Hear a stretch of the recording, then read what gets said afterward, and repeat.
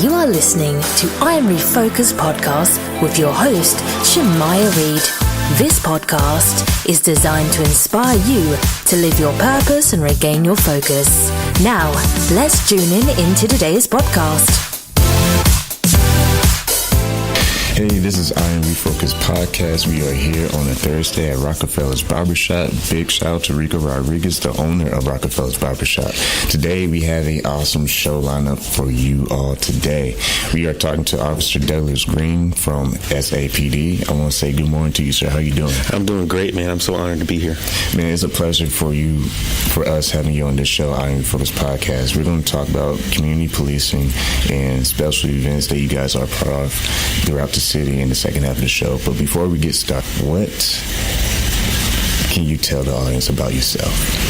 Well, I was born and raised in small town, Texas, a small town called Woodsboro, Texas, just about 45 miles north of Corpus. And it's one of those small towns, you know, people say, hey, my town is so small. If you blink and you're driving by, you're going to miss it. You can leave your eyes wide open and you'll still might miss Woodsboro.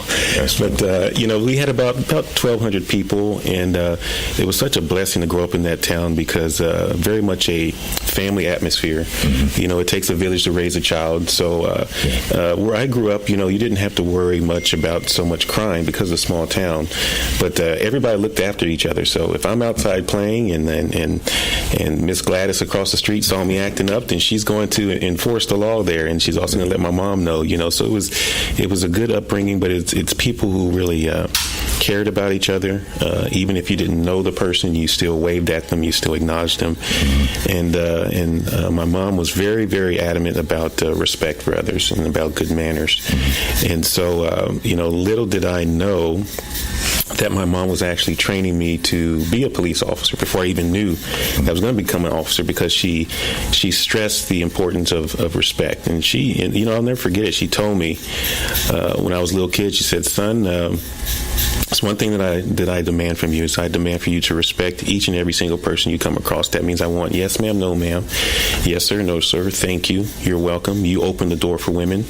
And the last thing Mama wants from you, if you see somebody that needs help, you help them. If that's our neighbor across the street, if it's your teacher, if it's your classmate, anybody you see that needs help, you offer that help to them. And, you know, I said, yes, ma'am, I'll do that.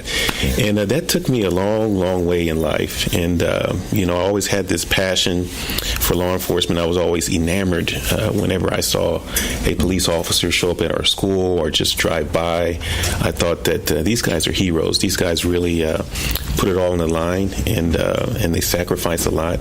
But if I was going to be honest with myself, I didn't think I had what it took to be a police officer. I didn't think I had the courage to be an officer. So it wasn't until I was the age of 30 that I felt that that my heart was ready to join this field of work. And let me tell you, I just feel so blessed that I get to do this every day. I consider it a ministry. We get to help so many people, and the people here at San Antonio Police Department that work there, they're just like brothers and sisters. They're like family. So at age of 30, you answered the call. Absolutely, yeah. What was the best part that you have as far as that you take away being an officer in San Antonio? First of all, the people here are amazing, and I just want to, if there's any San Antonians listening to this, I just want to thank you from the bottom of my heart for the support that you show for your first responders. This is Military City, USA. Yes. People understand the importance of discipline, respect, and service, and they know that the officers have a hard job out there. And so we have people out there that are constantly coming up to us saying that they're praying for us, saying that they support us. They have people buying lunch. There's people fighting over to pay for our lunches when we're out eating somewhere, and so that support goes a long way. So I really appreciate that. But I had to say that the favorite thing that I like about this job is hanging out with the young people, with the kids, going to the schools, reading books to them, having lunch with them, learning from them, and them learning from us. And just want to dispel any maybe negative myths, any misconceptions that they may have about law enforcement. And we have a very dangerous job. It's a very serious job, but we also have a lot of fun. And so I think it's important that people see an officer that likes to smile and likes to have a good time. And so spending time with the kids is just, I have to be honest that I'm very selfish when it comes to that, because the reward that I get from hanging out with these kiddos here in San Antonio, I just can't get enough of it. And as an officer inside the city, speaking on community and how it's important for community to be involved. Yes. Touch on the importance of community policing and explain to the audience what is that and how can one get involved. Well, you'll hear Chief McManus say this quite often, that you can't arrest the problem away. The officers, they respond to a lot of scenes, a lot of different situations. Unfortunately, some of these scenes are fatal, very dangerous in nature, and a lot of heartbreak that we have to work with these families that have lost loved ones in a very tragic way. And so community policing is a very important aspect of law enforcement that I believe every police department in this country or in this world needs to focus on community policing. And that's just getting out there in your schools, getting out there, going to your HOA meetings, going to different events, and just spending time with your community. A lot of things that you may not see on the news is that a lot of officers, they get assigned a certain part of the city, and we call it a square. That's their neighborhood. And after a while, that becomes yours. It becomes kind of personal to you. And when you get to know the people that work in that neighborhood, and you have an elderly lady whose home was broken into, it really hurts your heart, and you really want to help them and find the person responsible. But the community policing is just like it says. It's the community working together. And so we have our national night out where neighbors get to come out and meet each other and meet their local law enforcement, talk about their concerns, share information with law enforcement. And so, again, it's about all of us working together. One family here in San Antonio. That's the best way to deter and fight crime, when we all work together. The police department can't do it by themselves. And the key word, family. San Antonio does feel like a big, small town, big city family, because people know each other. Absolutely. And it doesn't matter what side you're on, you're bound to find someone and cross paths. Absolutely. When you are involved, because you mentioned about kids, what message would you give to kids today as far as getting involved, as far as being close to role models that they can look up to? What message will you give to them? Well, first thing I would encourage kids to do is to volunteer into something that they're passionate about. I would encourage anybody to volunteer. I mean, even if it's 1 hour a month, find a place to serve. There's a saying that the person who gives their life gains their life. If you're giving, you're really gaining something from that, and our community gains from that. And so I would encourage people to find something that you're passionate about. There's so many great organizations, so many good nonprofit organizations here in the city of San Antonio that you can join and be a part of. One of my favorite organizations is Zapatos Incorporated, who they collect shoes because we have some children in our community that can't afford a good pair of shoes. Yeah. And some of those kids, they have to wear the same pair of shoes. The soles are falling off. They're being ridiculed by their classmates. And so Zapatos comes in and gives these kids a brand new pair of shoes. And as police officers, we get to join them. This is another example of community policing. We get to join the volunteers of Zapatos, go to these schools and hand out the shoes, And so anybody in the community can join a program like that, And again, that's just making our community better. And it's simple. It's, it's something people may take for granted, just a pair of shoes, but that can change somebody's life. Yeah. A brand new, fresh pair of kicks, that adds confidence, Yeah. So it's little things like that. It's the food bank. It's toy giveaways. It's Meals on Wheels. I mean, there's so much to get involved in our community to help people. Just a little bit of love goes a long way.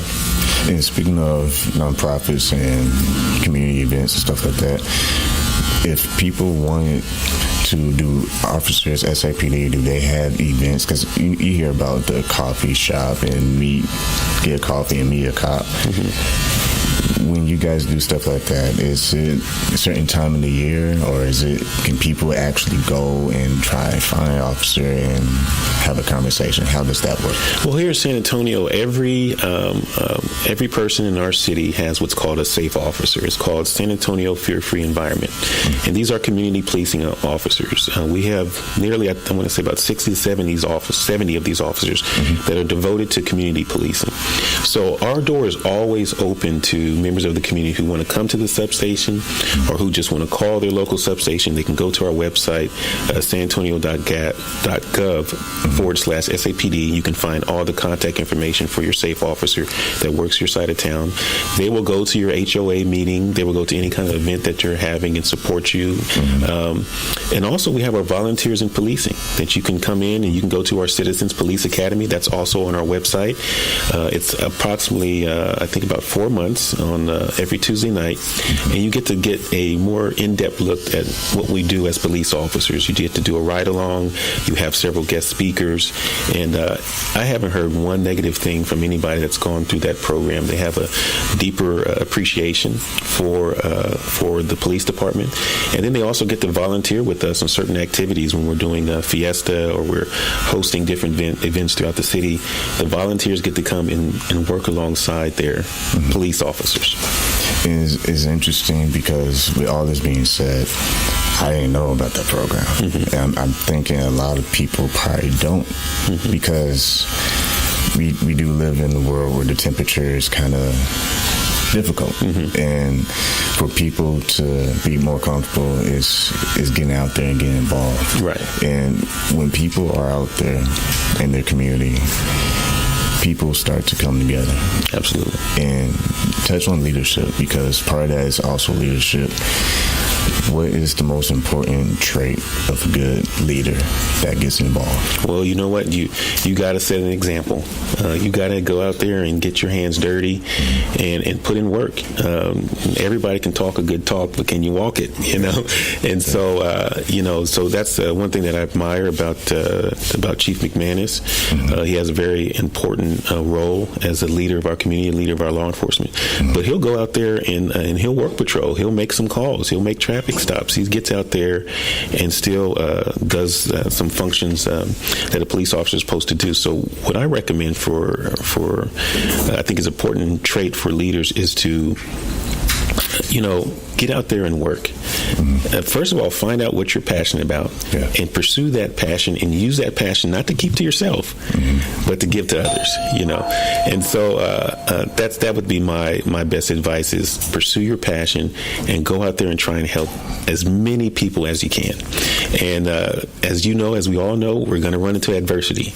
Exactly. Don't get discouraged by the adversity. That adversity is actually a blessing, and that's going to make you a stronger, better person. You just got to stick through it. And we see so much adversity in law enforcement, but we stick together and we get through it. And once again, it all boils down to love. It all boils down to support, and it also you have to remind yourself that you're not alone. That there's people out there that's going through hard times as well, and if we can walk through life together, we'll be more successful. And you as an officer, thank you for what you do for the city and your brothers and sisters too, because I think it's definitely a lack of appreciation out there, and I think also it's due to a lack of awareness. Yeah, what we were talking about earlier in this first half of the show about people not getting involved. Well, they're going to assume certain things, and that lack of knowledge will hurt the community. That's right, and knowledge is power, and so and that's why the focus for me is to go into the schools and spend as much time as I can with these kiddos, and I ask them to give me your hard questions. What is it that you're concerned about? What is it that you think we do in law enforcement? How do you think a traffic stop works? What do you think the officer's perspective is? And we get a chance to go to the middle schools and high schools here. We do a program called Success Through Respect. And we share our stories, our personal stories, with the young people. We let them know why we became police officers. We show them pictures of our families. Yeah. We show them pictures of our kids. We let them know that when we're working our shift, this is who we want to go back home to, is to our family. They're waiting for us to come home. So anytime you see a police officer, he's not the only one in that patrol car. His family is on his mind constantly. Exactly. But the thing that we enjoy, that the students enjoy, that we put them through a traffic stop scenario. Mm-hmm. And so we put a gun belt on them. Of course, they don't have a real gun, but and then we put a bulletproof vest on them, and then we talk them through making a traffic stop. And it's an eye-opener for a lot of people. And, it's when you walk in somebody else's shoes, you have a better appreciation for what they do. So this has been, Success to Respect has been very impactful. I think well over 3,000 kids have gone through this. It's been endorsed by the San Antonio Spurs, Dunkin' Donuts, believe it or not, because as officers love donuts, so they jumped on it. We like to poke fun at that, but the community has really supported this particular program, and I think because of this, it's making our community safer. We're giving more knowledge, and if we're giving more knowledge, we're giving more power to our young people. Well, in the next half of the show, we're going to dive even deeper on events that you guys are a part of throughout the city. And we also talk a little bit about maybe you have a favorite story that comes to mind of a positive story that you can share with the audience. But once again, we are here at Rockafellas Barbershop. Shout out to Rico Rodriguez. I Am Refocused Podcast. We will be right back. Don't touch that iPhone or smart device. Stay tuned.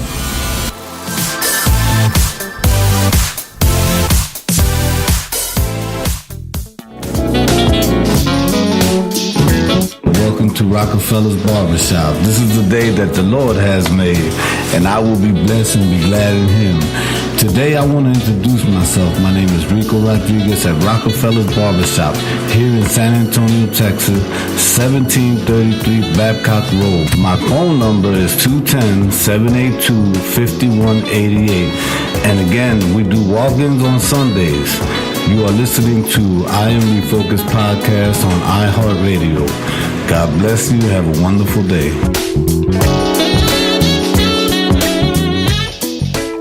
Does your website need more traffic? Well, visit overflowcafe.com today. They make websites popular, and over 41,000 people use their service to gain more customers. They are winning our business.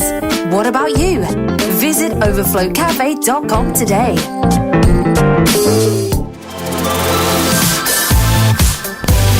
Hey, welcome back. This is I Am Refocused Podcast. We are talking to Officer Greene, SAPD, and we're here at Rockafellas Barbershop. So, man, if you want a haircut, you need a haircut, make sure you shout out my boy Rico Rodriguez, holding it down for San Antonio, Texas.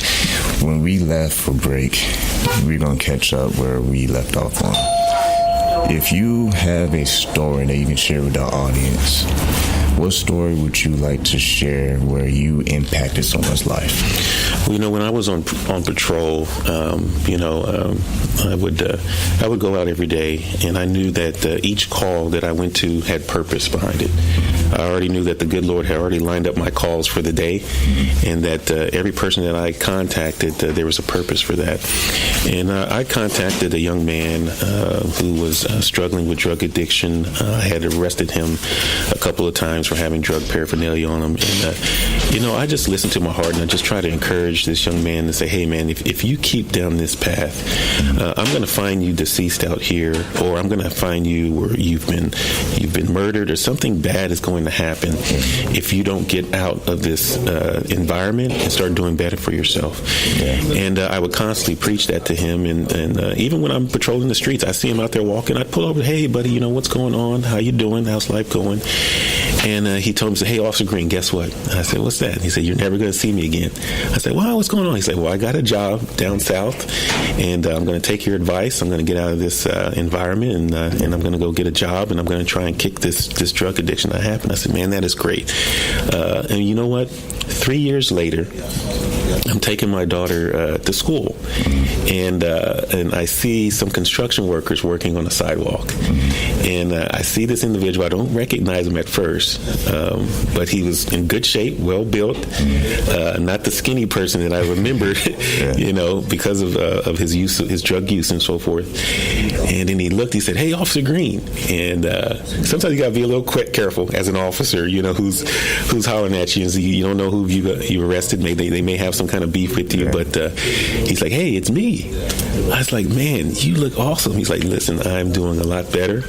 I'm off the drugs. I've got a good steady job. I'm able to support my family, and I just want to thank you for just preaching that good word to me." And I'll remember that for the rest of my life. That's why we become police officers. We are servants to the community, and I think the most heroic things that happen that is not as glamorous as you would see on TV is just those small conversations that police officers are having with people every day, encouraging conversations.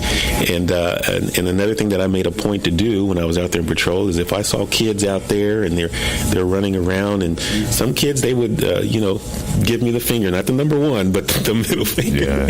And I would pull over, not in an intimidating way. I was like, "Hey, what's going on?" And I invite them into my patrol car. I let them sit in the front seat, let them hit the siren, let them play with the lights. I showed them the map on our computers so they can see where all the police officers are located. And I tell them, "Hey, doesn't this feel great sitting in this front seat and all these toys that we get to play with? Now let me take you over to the back seat." I show them the back seat. I tell them, look how cramped this is. Look how it smells back here. This is not where you want to be in life. You want to be in the front seat and with the steering wheel directing your life. And so it's just those little kind of conversations like that. And before you know it, the kids are out there waving at you.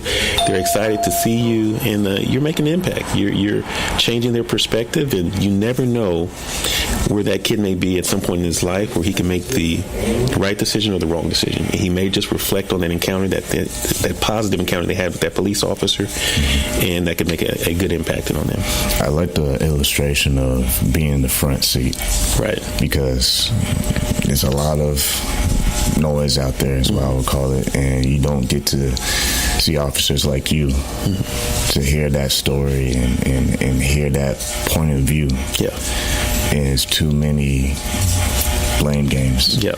And if people can slow down and say, what's the real purpose here? Are we a community or we're not? Right. Are we going to build bridges or we're just going to not?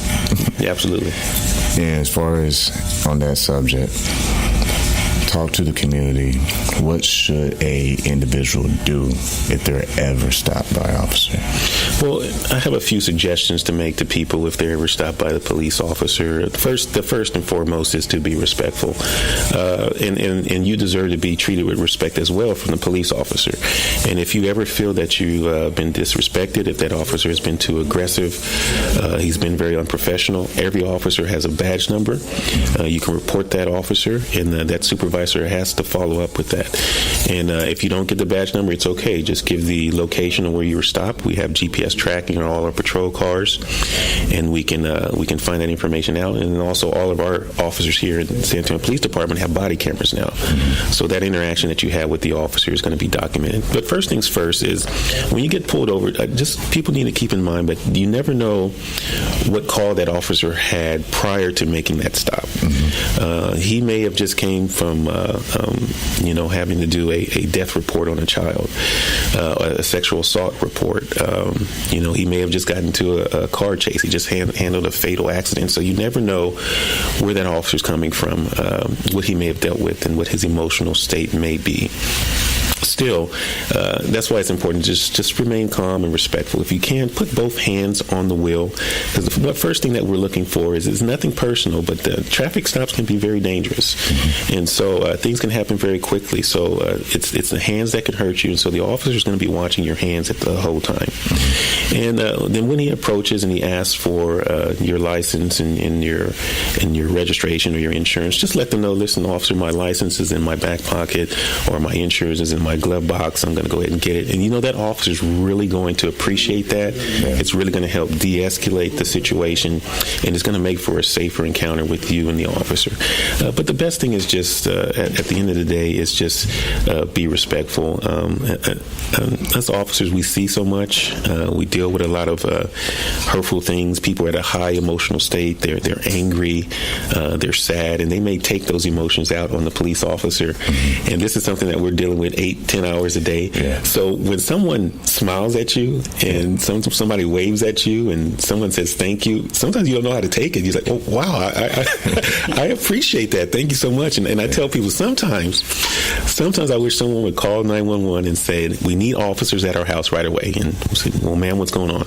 Well, we just got a hot pan of enchiladas, some beans, some rice. Dinner is ready to go. Can you invite some officers over to come and eat? Hey, I'm running code too. I'm on the way over there. But a lot of times we're dealing with people call the police because there's a crisis. Yeah. And so it's good for the officers. So whenever he comes across people that are appreciative and they're just kind. I mean, at the end of the day, that's what this is really for, is to build that bridge, that connection, saying, hey, we're all human beings. Absolutely. I have a job, you have a job. Yeah. You're just doing your job. Absolutely. At the end of the day, you have family you have to report to. Right. Just like the other person that you might be stopping. Absolutely. Or talking to. Absolutely. Or checking on. Mm-hmm. When you see the community of San Antonio, what really inspires you to get up every day? This is the best city, in my opinion, to be a police officer. Again, it comes down to people, the mindset here, that family mindset, the hospitality of the people of San Antonio, the love that we have for our Spurs. Go Spurs, go. There's a lot of love in this city, and you're more motivated to protect people like that. You're more motivated to stand up for people who care, and so that's my motivation. It's just simply the good people of San Antonio, and I want to thank you and Refocus for giving us a platform and allowing us to come and share our perspective on things and have a conversation. Mm-hmm. Sometimes that's just all it takes. Yeah. That's what's going on right now as we speak. A police officer is having a conversation with someone right now, and lives are being changed. So we just got to keep that open communication and keep loving on each other. Let's slow down on the judgment a little bit. Let's try to put on somebody else's shoes, look at their perspective, and then let's just grow together. That's a good message. And before we close the show, what will you tell people right now? Maybe they forgot the details in the first half of the show. How can they get involved in the community and some of the things with the SAPD to start being involved? First thing, I advise people to go to our social media page. Also, we have Twitter, we have Instagram, and go to our website. There's a lot of good information on there where you can see what you can get plugged in. The one event that I'm excited about that's coming up is our Memorial Festival. Mm-hmm. It's on March 9th. It's on a Saturday. It's an open car show. Oh my gosh, there's so many cool cars that come through here, and the police officers bring their own cars out. I mean, their own personal cars, and members of the community, and people here in San Antonio, they go all out in their cars, and it's just a great way to bond. And we're going to have food out there, music, a lot of games and rides for the kids, and we're inviting you out to come to the training academy. Okay, this is where we're going to be hosting this event out there on our driving track, and this way you get to see where we train, where we live, and it's an open door. Again, this is a city of hospitality. We want you to come over. Also, here in San Antonio, we like to eat. Yes. So enjoy some food, a good meal together, and a good conversation. And again, that's going to be on March 9th at the Training Academy, and that's at 12200 Southeast Loop 410. And we're going to be starting out there in the morning. I think it starts about 9 a.m. We're going to be out there all day. So come out there and see these cool cars, hang out with the officers. We're going to be bringing our families as well. I'm going to be taking my kids out there, and we're just going to be having a good time and loving on each other. And say there's an individual right now in San Antonio listening to this show, and they want to be an officer now. Mm-hmm. They heard Officer Greene. They're like, oh man, it's like this. I'm very interested. What is the next step for them if they're interested to become an officer? Go to SAPDcareers.com. You got a wealth of information that's going to guide you through this process. This is a very rewarding job. Don't worry if you don't have that much experience. What we're looking for is people with servant hearts. You got the servant heart, we'll take care of the rest. You got some of the best training, in my opinion, at the San Antonio Police Academy. And just a little note, we hold our cadets at a very high standard compared to other cities and other training academies. You have to make a 70 and above at most of these training academies. We demand that you make an 80, maintain an 80 and above average to pass all these courses. And that goes for your tactics, that goes for your driving, that goes for your shooting skills. All of that is held to a high standard. And then we also, we're looking for professionalism, but the main characteristic that we're looking for is people with that servant heart, just to go out there and love people and be a light to people in their darkest moment. I like that mic drop moment because that's very needed in today's world. We need a little bit more light. You got it. And thank you for saying that, because with all the distractions, we can use some good source of just truth. Right. If I can just put it that way, because truth is light. Truth is light. It'll set you free. That's right, so, every day. Before we wrap up, any last message you would like to give to the audience? Just once again, I can't express my gratitude enough for people here in San Antonio, and just the way they carry themselves and the way that they support their police department. And just know, just a little wave, just a little hello, just a brief thank you to an officer goes a long way. And I tell people, thank you for San Antonio for holding us accountable. They need to hold us accountable, but I want them to also remember that as long as we keep hiring humans, we're going to fail you at some point. And so all of these officers, that they love what they do, but they are human, and they do make mistakes. And when we do make mistakes, we try to learn from our mistakes and do a better job and be the servants that this city deserves. So, but once again, on behalf of myself personally and all the officers from the San Antonio Police Department, thank you, San Antonio. And from Iron Refocused Podcast, we want to thank everyone in Blue for responding to the call. Yeah. Because you guys do it every day. So from us, Rico, Rockafellas Barbershop, thank you all for what you do for this community.